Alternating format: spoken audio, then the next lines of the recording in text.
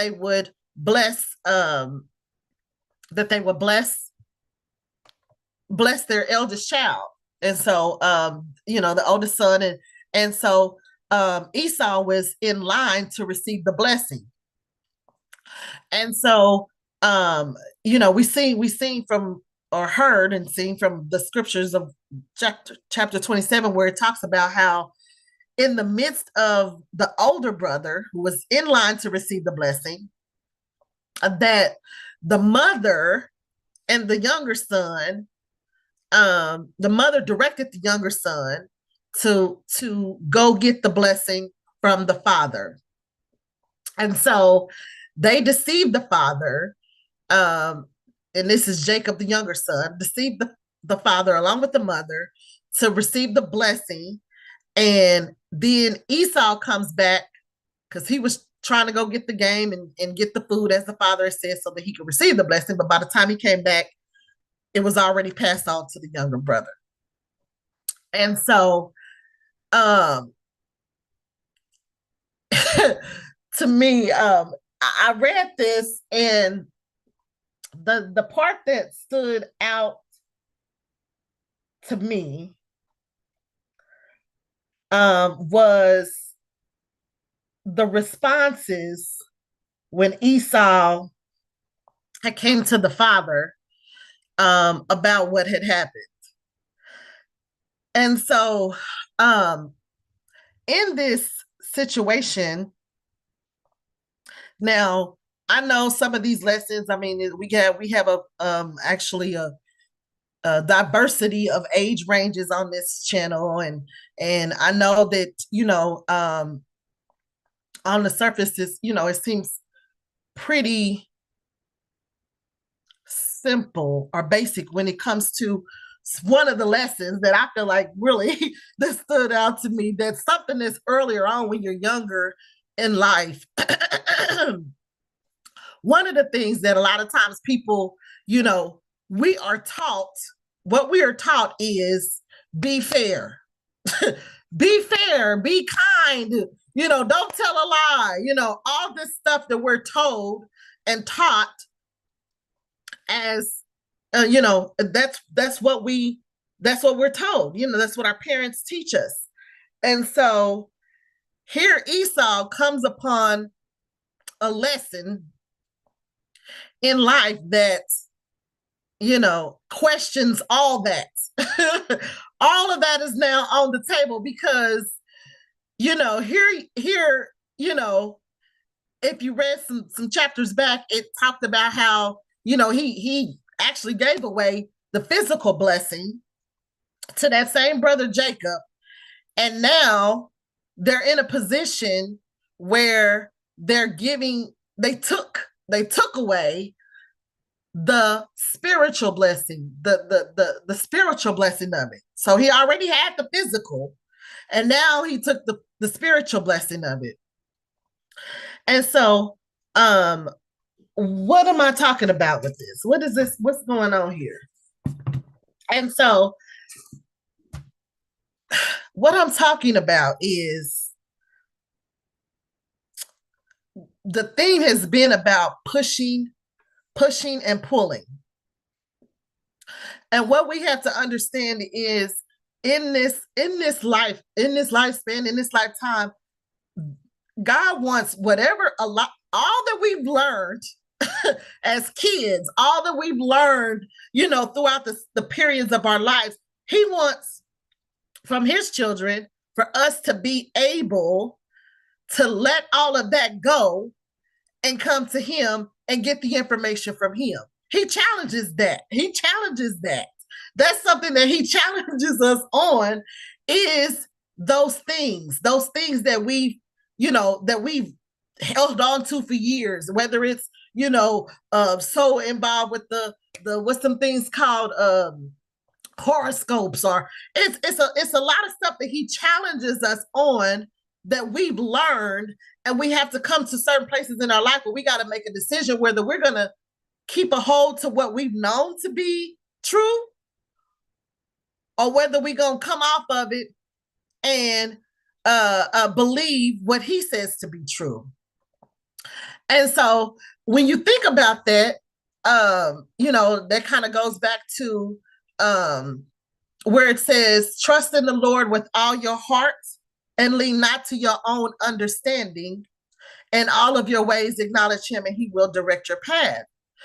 But in this situation, if we're looking at Esau, if we're looking at Esau's situation, we would say that was scandalous. I mean, that is as scandalous as it comes. Your brother, your blood brother, takes what daddy was set aside for him to be passed along to him, and he gives it, or it's taken by your blood brother, and it's given to your brother. And like I said, the thing that stood out was the daddy didn't change it. He did not go back on the word. He didn't go back. You know how some people be like, well, hold on, that wasn't your brother. Now that, in my mind, that would have been, I'm thinking that probably would have been the thing, the fair thing to do is, now let's bring everybody back in here and let's do this right, because it was supposed to go to Esau, and so you thinking that's how it would go. You thinking that there would be a correction to it. You thinking that it would be some sort of backtracking that would take place based on what we think and what we believe and what we think this is how it's supposed to work. This is how it's supposed to go on, and a lot of times in life, there's some things that will check us, because even when it is what we think it should be, in this scenario, it didn't change. It didn't change what the father said. It didn't change what the father said. And so when we go to the 20, because where I was actually wanted to bring out was the 27, but down to 39. And I'm just talking about the responses of the father to Esau. He said, behold, your dwelling shall be of the fatness of the earth and of the dew of the heaven. By your sword you shall live, and you shall serve your brother. And it shall come to pass when you become restless that you will break his yoke from your neck. So he's telling him now Esau's in his feelings, because he's like, Daddy, he took my blessing. He took, can I get something out of this? I mean, you mean to tell me you about to be gone, you about to leave, and he's gonna have the physical and the spiritual blessing, and I'm not gonna have nothing? Can I get something out of it? I mean, what did I do wrong? All I did was go hunt the game. All I was doing was working. Why am I getting the short end of the stick? How is that fair? And so, he's in a position where why is this happening to me? This ain't right at all. And so have you ever been in that position? I'm sure you have. If you live in, you've been in that position, or if you haven't, keep living, where you've lost something, and it could be, a situation comes up, and it's something's taken from you rightfully, and you got a leg to stand on, but the answer still isn't the answer you was looking for, because while you looking for a solution for it to be right, but the solution is you're gonna have to serve. This is this season. You're gonna have to. He didn't come back off of it. He said, this is what it is. You gonna have to serve them. And so I'm like, wow. Let's not rush past that moment, because a lot of times, we go through seasons in our lives, and some of us, we've had seasons in our lives when we didn't have something. We could have went without gas for a minute, or we could have went without certain things for a minute, but or maybe air. Maybe your house didn't have no air for years, and you finally got it after years. Or maybe but your parent was doing the best that they could do, but in that season, you didn't have it. You didn't have it. There was something that you didn't have, and so rushing past that season, and now you're in a season where you got it. You know what I mean? Let's not rush past those moments. Let's not rush past that time, and let's recall what we done been through. But at the same point, I'm just thinking about Esau. I don't want to rush past this vulnerable moment for him. I don't want to rush past the fact that he's in his feelings, and rightfully so, I would say. Rightfully so, I would say. But his father said to him, thank you, Bishop, for putting this on here. But his father said to him, he said, do you have only one blessing? Bless me too, Father. Bless me too. And how many of us can say that we feel like that? If I'm in a position where I was about to get something, we always want something, ain't we? like the kids and your nieces and nephews and everybody, we want something. But the thing was, he was in a position to where he was rightfully supposed to get something, and at the end of it, it was taken. It was taken, and it wasn't just taken from the a stranger. This happened through his brother. His brother took it. How uncomfortable is that? How is Thanksgiving's gonna be? How is Christmas is gonna be? Huh? How is all of that gonna be? And we talking about the end of Daddy's life. So now I'm gonna be around. Now Daddy ain't here to take up for me. So now I'm gonna be just around him and Mama. And Mama helped him out. She didn't help me out. She helped him out. She loved him more, I guess.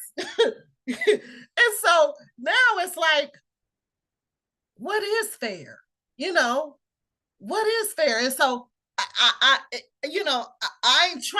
not trying to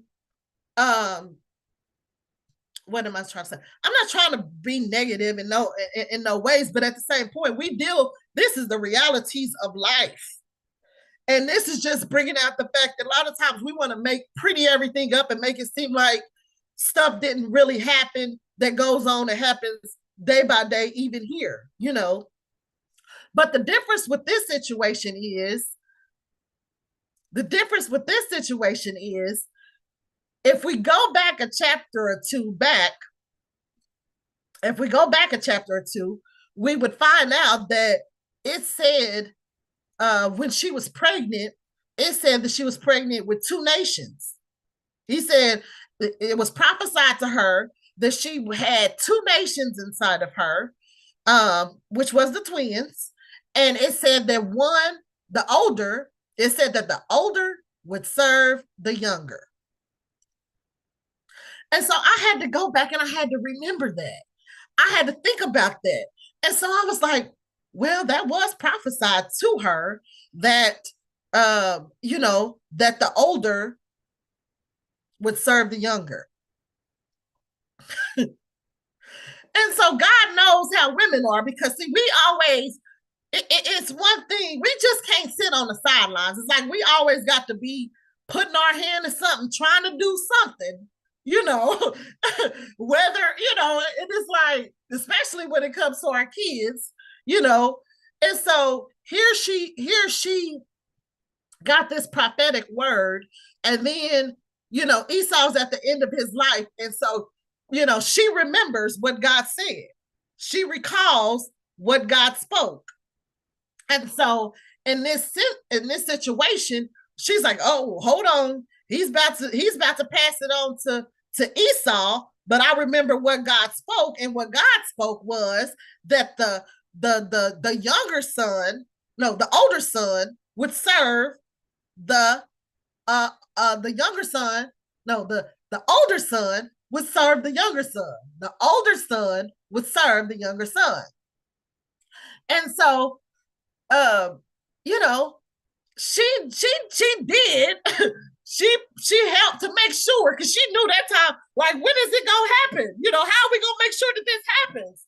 And so, it's like, okay, he said he's getting ready to die. Well, come on, we got to get this going now. We got to put this in motion now, because he can't be the one to get it, because I remember what God said. Oh my goodness. But see, this goes against what we've been taught and told. And, this is, but see, all of that wasn't in her brain. What was in her brain was, I know what I know what I heard. I know what God said. And so I got to we got to make this happen, because this about to happen. And what am I supposed to do? Believe that he's going to happen? It's going to happen afterwards? How is that going to work? If he's getting ready to die, I got to help. It's got to. And so, again, it balances, or it conflicts with our thoughts and our understandings on fairness. What's fair?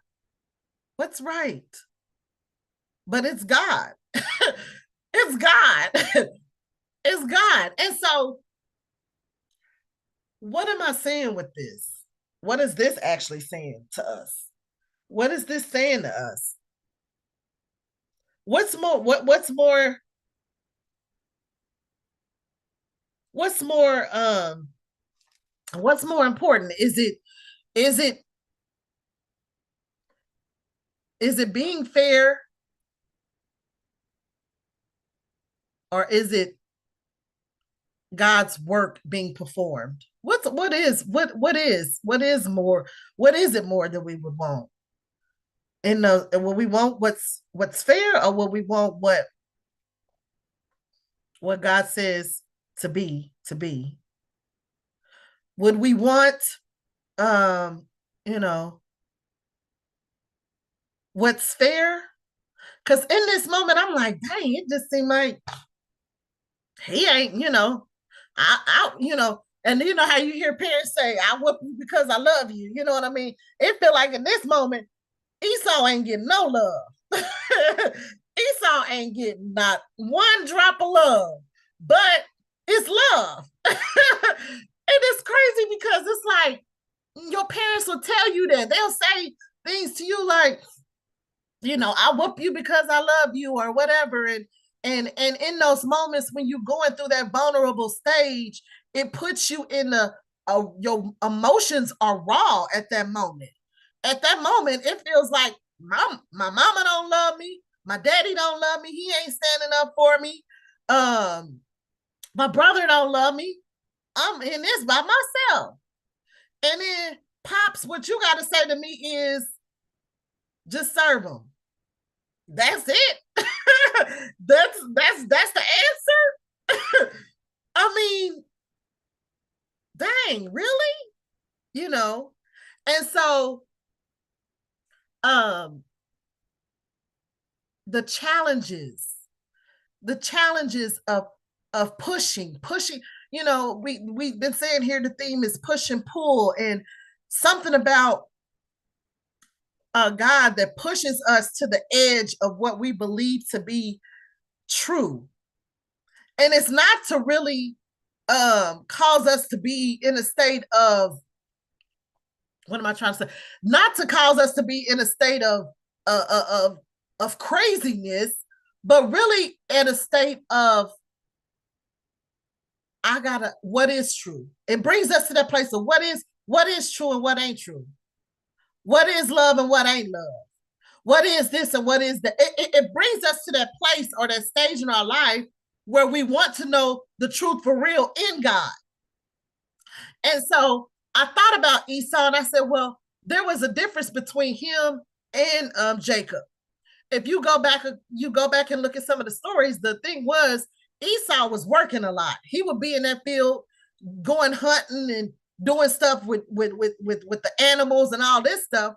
Whereas Jacob, on the other end, you catch him, he in the house with moms, and he's serving food, and he's showing hospitality, and he listening, and he thinking, and it's a different mindset. Excuse me. It's a different mindset of being able to of being out in the field working, and it's a different mindset of being in the house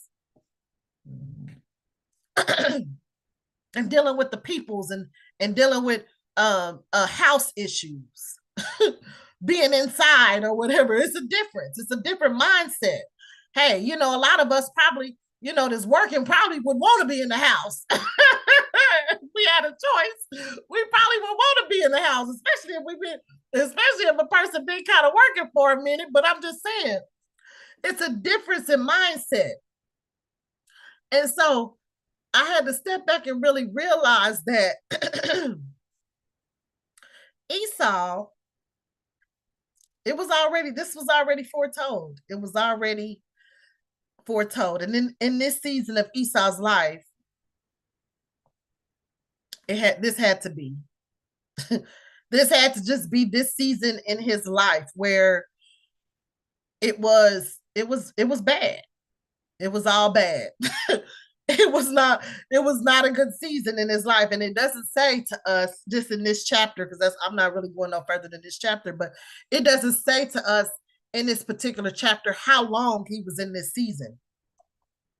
It did say that he would have to serve him. It did say for him to serve him. And so his father was telling him what he expected him to do once he had passed on. He told him to serve your brother. You will use your sword to live. You won't be doing some fighting, but you will serve your brother. And so in that situation, yeah, it was all bad, but I just didn't want to rush past the vulnerabilities of reality of how we feel. A lot of times we rush past our seasons.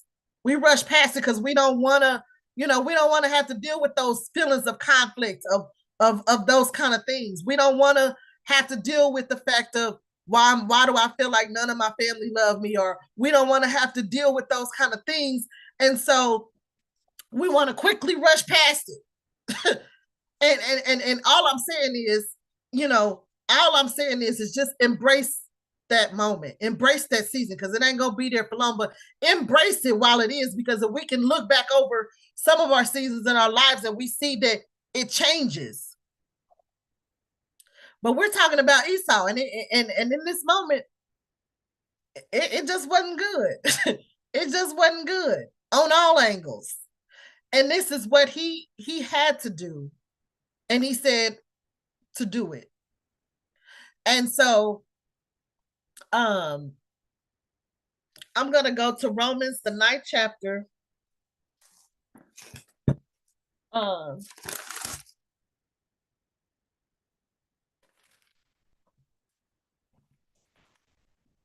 going to go to Romans, the 9th chapter. But again, like I said, this chapter here really is dealing with fairness of life. Is dealing with the decisions and family relationships. And does love always feel good?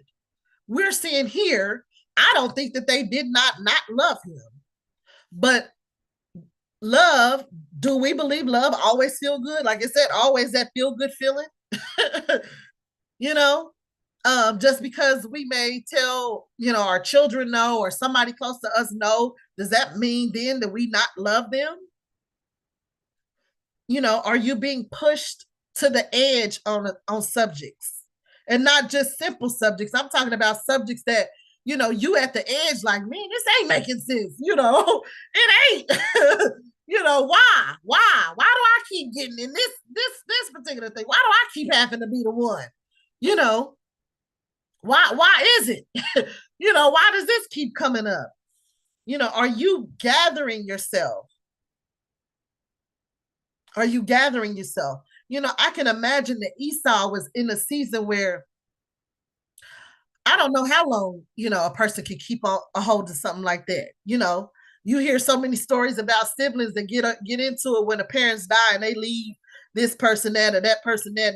How long does that happen? Because some of them say some of them be saying they don't ever, come back. It ain't never like it was once mama passed away, or it ain't, it don't get back on track, or whatever it is. You know what I mean?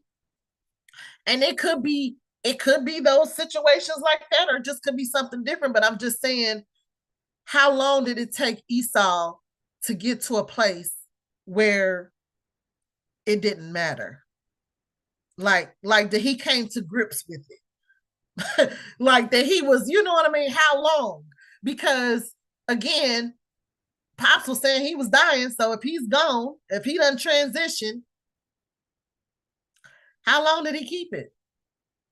How long did he stay in that place where, you know, um, that hurts? How long? You know? And how do I handle this? Because really I am feeling salty about it, you know. How, am I just really, I'm just supposed to just serve Jacob? My whole thing is just to serve Jacob. I gave him the physical. I gave him physically what Pops was leaving. And now all the blessings as far as saying that the covering and the spiritual covering and what God says about everything, and the spiritual aspect of being covered on all ends, and making sure what specifically Isaac was speaking over Jacob, as he thought it was Esau, but those things that he's going to be receiving. And so, and this stuff, we got to understand, it wasn't something that they were just speaking and it didn't happen. This is stuff that was happening. I mean, he really got everything physically. He got everything spiritually. And so he's saying, for a season, your brother has all of this in your face. For a season, your sister got all of this in your face. And you are the one that's still serving and working and looking at it. And your thing to daddy, I mean, you didn't say nothing out of line. You just said, well, can I get a blessing too?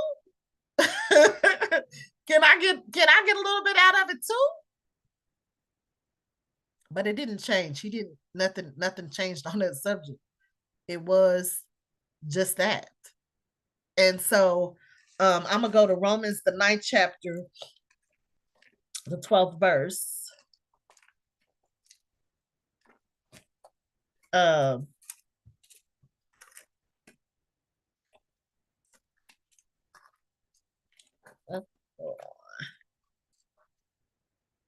Romans.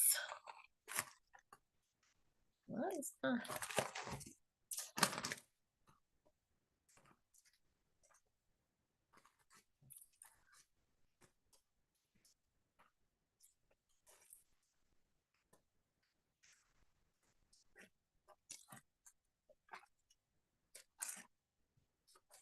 Oh, bear with me now.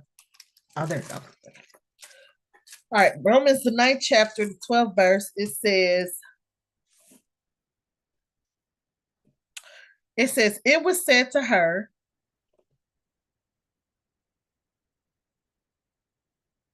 okay, I'm gonna actually go to 9, I'm gonna go to 9:9. So it says, for this is the word of promise. Excuse me. This is the word of promise. At this time I will come, and Sarah shall have a son. Uh-oh. My battery's getting low. Hold on. Sarah shall come. At this time I will come, and Sarah will have a son. And not only this, but when Rebekah also hath conceived by one man, even by our father Isaac, for the children not yet born, nor having done any good or evil, that the purpose of God according to the election might stand, not of works, but of him who calls. It was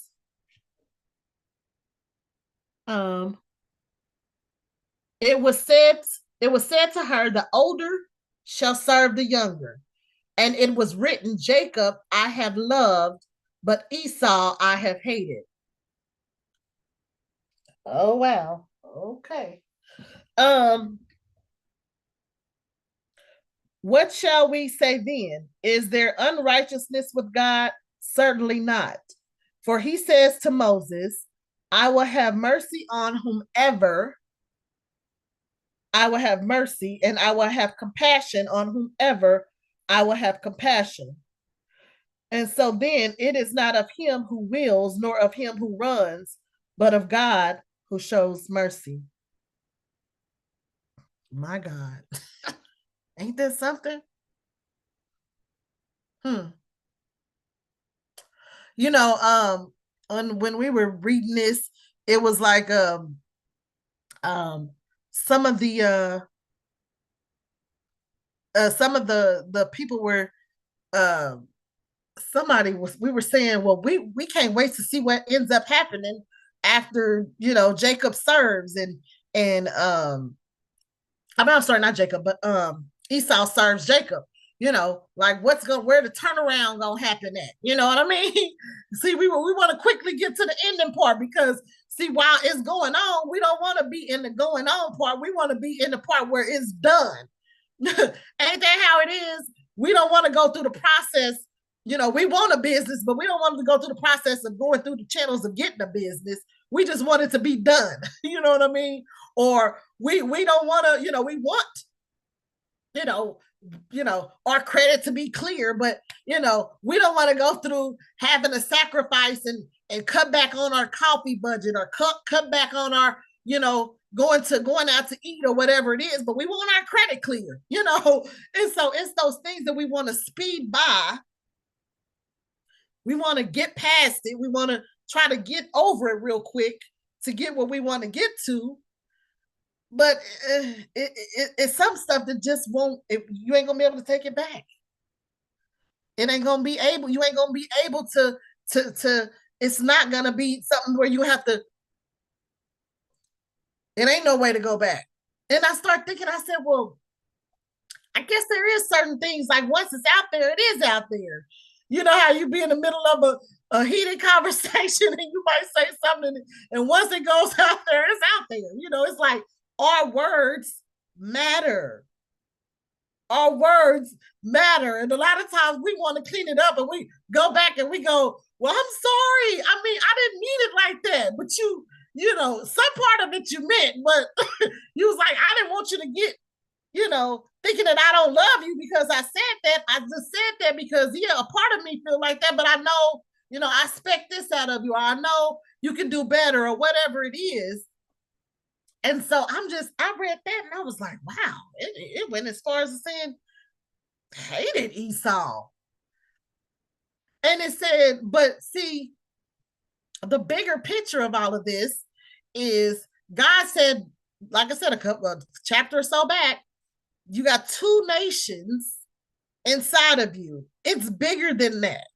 It's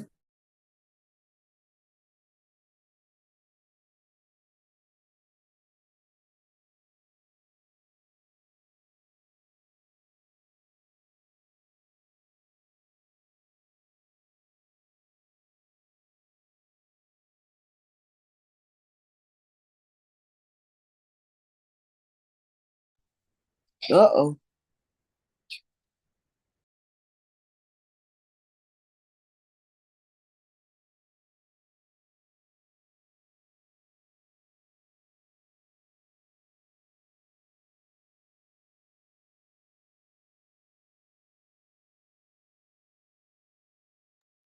I guess we'll wait for a little bit, see if she comes back on here. I know she said her battery was going low.